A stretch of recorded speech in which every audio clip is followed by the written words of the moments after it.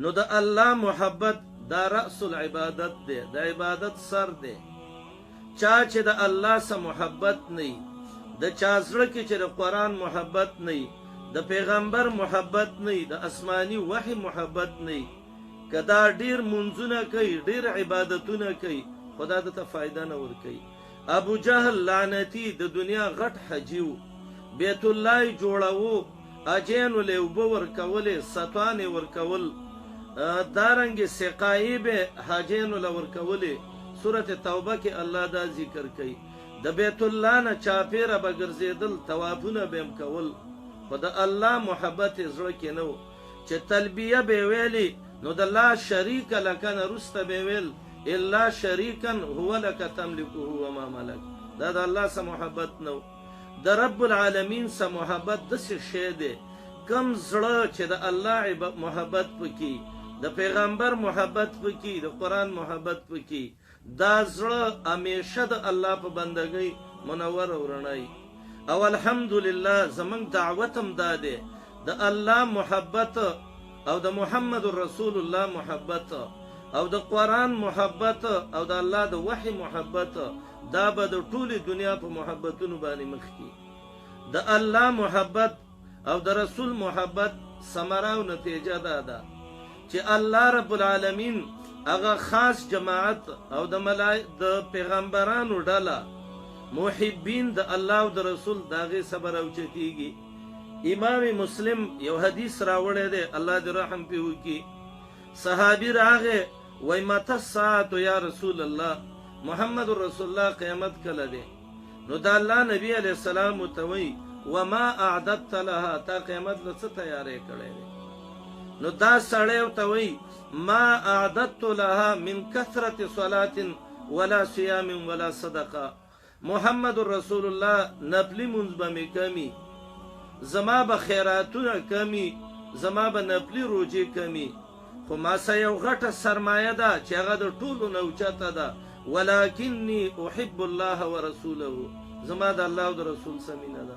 بس دغه امید مې دی. نو جناب محمد رسول الله علیه السلام ورته وایي احب انت مع من احببت، زه قیامت کې د هغه چا سره یې چې د چا سره مینه ده.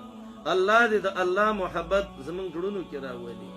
د الله محبت چې په کم زړه کې راغلی، هغه نور محبتونه اخوا کړي.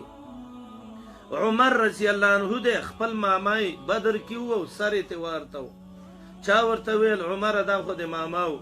نو عمر ورته وایي د الله د محبت د پاره ډیر ماماګان موږ د تورو لاندې کړي دي، زمونږ د الله خلاف ته چې راوځي.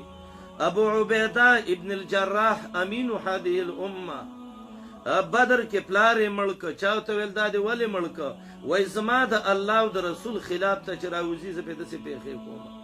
د الله په محبت چې زړه آبادي. مصعب بن عمیر دی، ورور ابو عزیز ابن عمیر، چا نیولی دی بدر کې ابوالیسر انصاري صحابي، او په مره یې لړونګې خښې کړي دي. نو دا ورور ابو عزیز مصعب بن عمیر ته وایي وروره دې سړي نه مې خلاص کا. نو هغه د انصاري ته وایي شد یدیک علیه فان امه ذات متاع، لار پې ښه کلکه او ښې ډونګې پې ولګوه، د مالدارې ښځې بچی دی، پیسې به درکړله. نو دا ورور یې ورته د لاندې نه آواز کوي اهذه وصاتک بی یا ابن ام، زما د ابۍ بچی ستا دقه وصیت زما باره کې، ته زما ورور نه. نو صحابي و ماشاء الله، هغه د الله په محبت هغه زړونه جوړ شوي و. نو مصعب بن عمیر ورته وایي ان هذا اخی دونک، زما ورور دا انصاري دی چې مسلمان دی، زما او د ده عقیده یوه ده، الله م یو دی، پیغمبر م یو دی، کتاب م یو دی، دین م یو دی، ته راسه یو مور کې شهیدي کې، تاسو زما څه ورورولي ده. دا هغه خلکو چې د الله رب العالمین سره د دوی محبت و. د محمد علیه السلام سره محبت په دې مقدار باندې و چې د نبی علیه السلام مینه دا به په ټولو باندې مخکې کوله. د رسول الله علیه السلام نه به ځان قرباني کوو، خیر دی زمونږ مال بچی دی نه، خو چې محمد رسول الله ختم نشي. او دا اسباب به کتل غواړي چې د الله سره محبت زمونږ څنګه پیدا کیږي.